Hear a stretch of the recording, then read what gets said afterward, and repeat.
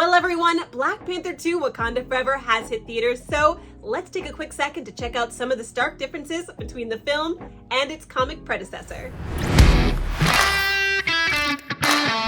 Let me just start by saying that if you have not watched the film yet, turn this video off. Like it, save it, come back a little bit later once you've watched it, because if you're someone who doesn't like the film to be spoiled, this should not have come up on your feed anyway. The very first thing we're going to talk about is a huge spoiler, so I'll give you a second to turn off this video and come back another time. The biggest change, for obvious reasons, is the death of King T'Challa, the Black Panther. In the film, T'Challa suffers from an unknown illness, and in the opening segments of the film, we see Shuri and her team trying to find a cure. While seemingly on the verge of a breakthrough and severely distressed, unfortunately, Shuri is unable to come up with a solution in time before Queen Ramonda informs her that unfortunately her brother has passed. Without saying a word, it hurt.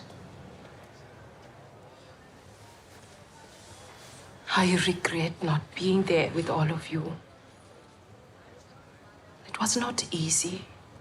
He was king and Black Panther to everyone. But to me,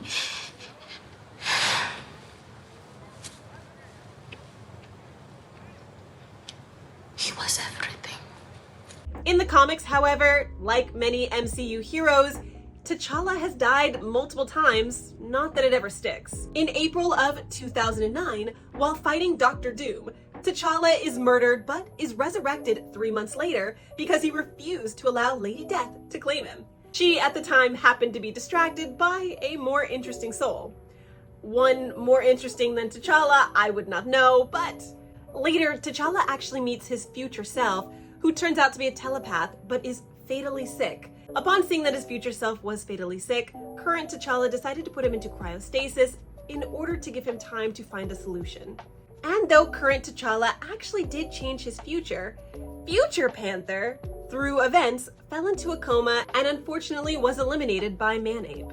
There is a universe, however, separate from our universe of 616, where T'Challa does die.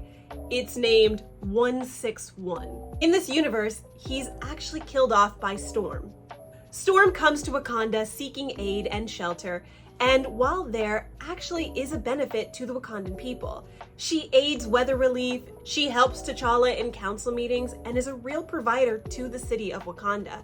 So much so that T'Challa actually sees her as a partner and proposes to her. However, an enraged Killmonger interrupts the ceremony and proclaims that he has killed off T'Challa's entire family. A brutal battle ensues between T'Challa and Killmonger, and unfortunately, T'Challa is defeated. Storm then defeats Killmonger in return. However, it was then informed that this was part of Storm's plan all along to get back at T'Challa and the Wakandans. And she had in fact orchestrated the entire affair. The next major change for T'Challa was that of his son with Nakia. In the film, it is discovered that Nakia has been separated from Wakanda for about 6 years and did not attend T'Challa's funeral due to her being pregnant and having her and T'Challa's son, Toussaint. When Princess Shuri finally goes to see her nephew for the first time, he tells Shuri that his name is Prince T'Challa, son of King T'Challa. T'Challa does have a son in the Marvel Comics, but on an alternate Earth and not with Nakia. His son is named Azari with Storm, a member of the X-Men. It is highly unlikely that Toussaint and Azari are intended to be the same character, and with that in mind, there is still hope for those of you who have a Storm and T'Challa kindling in mind.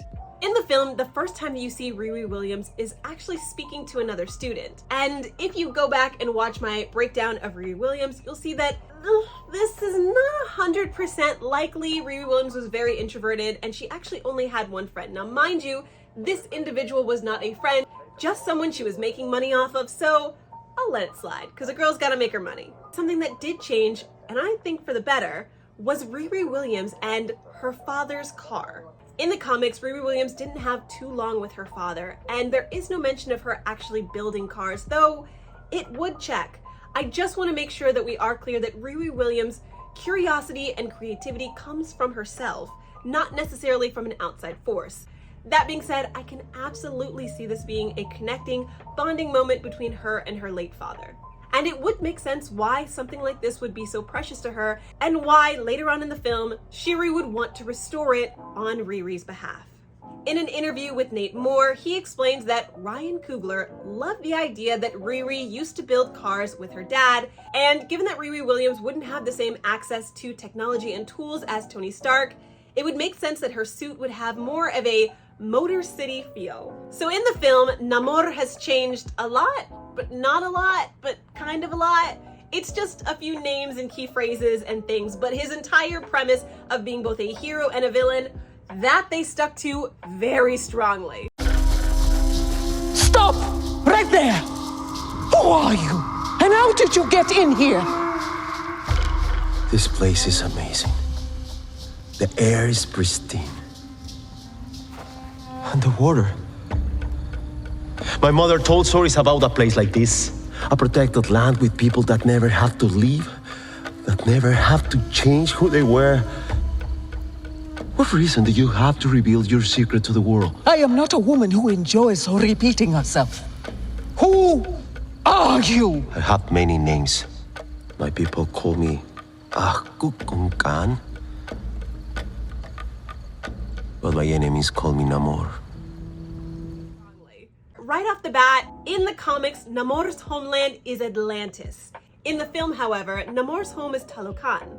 In the film, they make a very strong point of giving Namor two very distinct names, one for his friends and one for his enemies. Namor is mostly known by the name Submariner, but is also described as the Prince of Atlantis, Emperor of the Deep, Lord of the Seven Seas, Supreme Commander of the Underseas, and the Avenging Sun. During the film, we see that Shiri is the first person to visit Talokan or Atlantis, but this actually doesn't follow the track of the comics. In the comics, that honor actually went to Lynn Harris. In the comics, Lynn Harris's boyfriend, Luther Robinson, enraged by Namor's attack of New York City, decided to take a vessel with Lynn to attack Atlantis. During the attack, however, Namor boarded the ship and saw Lynn, and the rest is history. He was immediately enamored, and as anti-heroes do, he decided to kidnap her. During the kidnapping, and as Namor was trying to escape with her, they were stopped by Luther, and his tiny vessel of escape was destroyed. Lynn almost died in the freezing water. However, Namor decided to take her back to Atlantis and heal her. Knowing that his grandfather would probably execute Lynn, he had a change of heart, which allowed him to give information to Luther, which gave Luther the ability to rescue Lynn. Now, while there were plenty of constructive changes in Black Panther 2 Wakanda Forever, there's only one more that I do want to talk about, and that is the Midnight Angels. Most specifically, Okoye's involvement in the Midnight Angels. Now, the Midnight Angels themselves have only had about 30 appearances throughout the comics since they were first introduced, and during that time, not once was Okoye mentioned as part of it.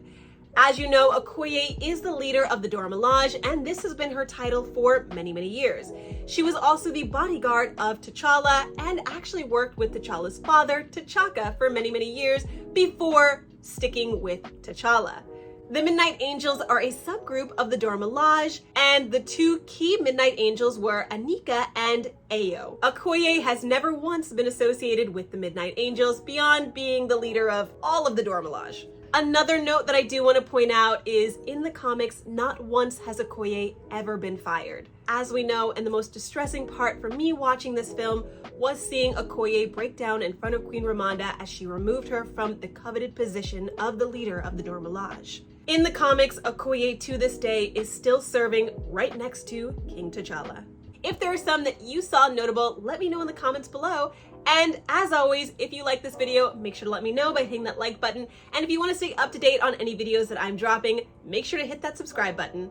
Until the next time, stay geeky everyone, and I'll see you for the next one.